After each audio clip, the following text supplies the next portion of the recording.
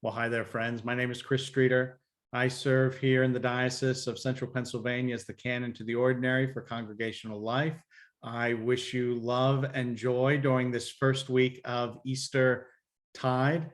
Bishop Scanlon is away at a family wedding this weekend, but she asked me to give you a pretty exciting update around the reshaping initiative we've been engaged in for the better part of 2 years here in our diocese, the initiative that we call Shaped by Faith. And it seems really appropriate to me that here, as we turn the corner into the season of Easter, we're really entering into a new season of our ministry and our work together in Shaped by Faith. For the last 2 years, teams from all 7 regions in our diocese have been working together, discerning for themselves and thinking beyond their walls. How might God be inviting us to rethink and reshape, enter into collaborations and partnerships that we believe could really increase our strength, increase our vitality, enable us to serve God's mission most fully here in central Pennsylvania. And we are turning the corner this week and opening the door for teams across our diocese to submit applications for the projects that they've been working on and receive support in the way of funding to help implement, to help get these ideas off the ground. And I'm really excited to bring in a member of our team who's really going to be helping organize and administer this work. And that is the Reverend Kevin Barron. And oh, look at that. You say his name and he pops up on the screen. How are you, Kevin? I'm doing wonderfully. How are you, Chris? I am well, my friend. It is good to see you. Kevin, as many of you know, wears many hats of leadership in our diocese. Kevin, do you want to give us your CV real quick? Sure. I am a old familiar face for some, but a new face for others. So I have been serving the diocese for quite a number of years through our Stevenson School for Ministry, where I have co-taught 2 courses in anti-racism that we have entitled "Becoming the Beloved Community." In that auspices as well, I have conducted several workshops with the Reverend Carla Christopher. We offered an Advent series and we offered a Lenten series just recently in our work in anti-racism and connecting those aspects to the gospel. And I have also been serving St. Luke's Episcopal Church in Altoona in a lay capacity until I was ordained, and then I continued to serve them in an ordained capacity. And beginning in May, I will be serving them. They've called me to serve them for a half-time position starting in May, which is exciting. And of course, this opportunity is exciting as well, that I just started kind of dipping my toe in the water, so to speak, but will be functioning full steam in this new role as implementing the Shape by Faith granting process.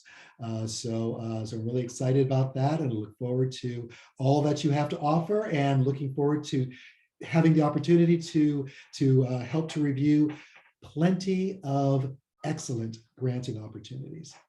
Well, Kevin, Bishop Scanlon and I are just so grateful, just so delighted that you've said yes to serving in this way. Kevin and I met with the members of the Implementation Commission. These are all folks that Bishop Scanlon has invited to help review applications for Shape by Faith projects. Kevin, thanks be to God, has agreed to be the convener of that group. He's going to be working and serving alongside a member from each of our 7 regions. So we have 7 individuals representing those 7 regions, along with a representative from our Council of Trustees and a representative from our Finance Committee. So Kevin, thank you for helping lead that work. So friends, if you are a part of a Shape by Faith team and you are ready to submit your application for a project, and I know of 3 or 4 across our diocese that are ready, that can't wait to submit a project, I'm delighted to tell you that we have uploaded all of that information onto our diocesan website. So Kevin and I are going to walk you through that. briefly here. If you go here to the homepage of our diocesan website, right on the top left, you'll see Shaped by Faith. And if you hover over that right down here, you'll see Shaped by Faith grant application. Click on that link. And this should look familiar to many of you. Over the last few months, we have shared our application with all 7 regions of our diocese. We've listed here some criteria, some expectations that we have for what really needs to be included in a successful project, and really areas that we don't believe are most appropriately funded through this initiative. So I invite you to take a moment and make sure that you review that criteria. Right down below, if it's easier, you can also click right here and you can get a PDF with all of that information on it that you can print out and distribute in your parish and share perhaps more easily with members of your team and your parish. Kevin, anything that you want to note in that first section with the criteria, other than they can contact somebody called the Reverend Kevin Barron if they have questions? Yes. I would also mention too that the goal that I would have if I were completing one of these applications would be to be as thorough as I possibly could be. A lot of times people have a tendency to jump right into entering information online without really taking a measured approach, planning what you're going to write, and then uploading that information once you've done that from that standpoint. So the more information you're able to give us, the clearer picture we have of your project, and the easier it will be for us to make sure that we are honoring the requests that you're bringing forth. Thank you for that, Kevin. I think that's really solid wisdom. So then, friends, all of the information can be uploaded straight here into our website. I would note that while we are asking for a primary contact, you can include more than one name there. And in particular, you can include more than one email here. So in the line here that says email, feel free to include the emails of any and all folks that are part of this project. Just separate those emails by semicolon, and that can help Kevin and the group make sure that they're staying in contact with you. They know who to reach out to for any questions. And then you'll see here, most of the questions can be answered using these text blocks. As you get down toward the bottom of the application, there is the capability to upload documents, whether that's a JPEG or a PDF or an Excel sheet. So if there's extra information, particularly budgetary information, but if there's any other documentation that you would like the Implementation Commission to be able to have easy access to, invite you to upload that here. If in the middle of filling out your application, you realize that you need to take a little break, right down here, you can always save and resume, so that our site will give you the option to create an account so that you can save the work that you've done up to this point and then return to it later. And when you are done, when you are ready to submit, you simply hit the green button down here that says submit form. And Kevin, what happens when they hit submit form? The form goes to me. Wow, fantastic. Submitted, as well as you will receive a confirmation that you have correctly submitted your form. So there should be no questions about did the form go through, did it reach its intended destination. That will be taken care of simply by hitting the submit button, which is great.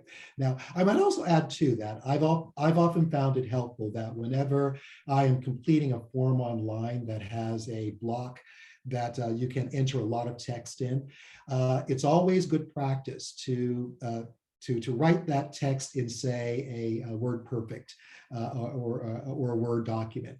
Copy that and paste that into the block. That way, you don't get any weird spelling errors, perhaps, or any formatting errors or those types of things as well. And it's very easy to do.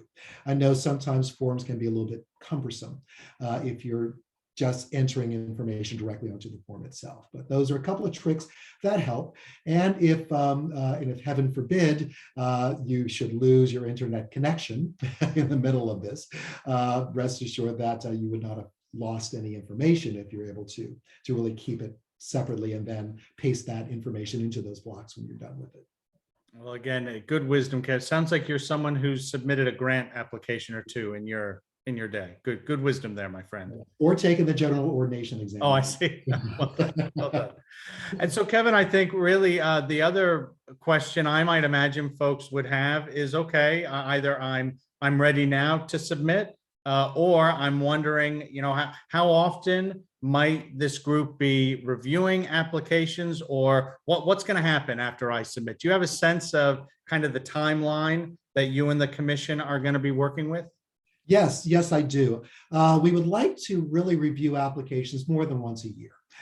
It's oftentimes disappointing if you have a granting body that only meets one time of the year, and everybody needs to be considered at that one particular time. We're looking at considering applications quarterly. So you have 4 opportunities throughout the year of submitting an application.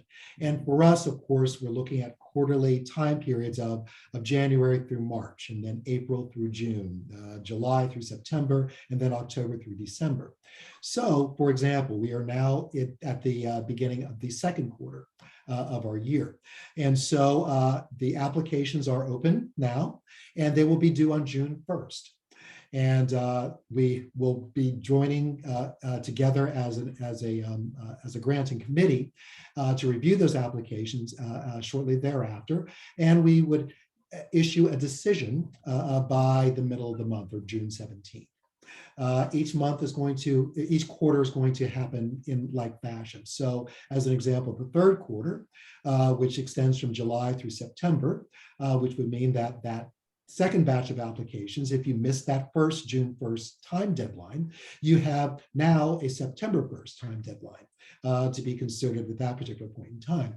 And then, just like the first period, we would make a decision about those applications around the middle of the month, around September 16th. And then, of course, the fourth quarter, extending from October through December, then, of course, those applications for that final quarter of the year are due December 1st.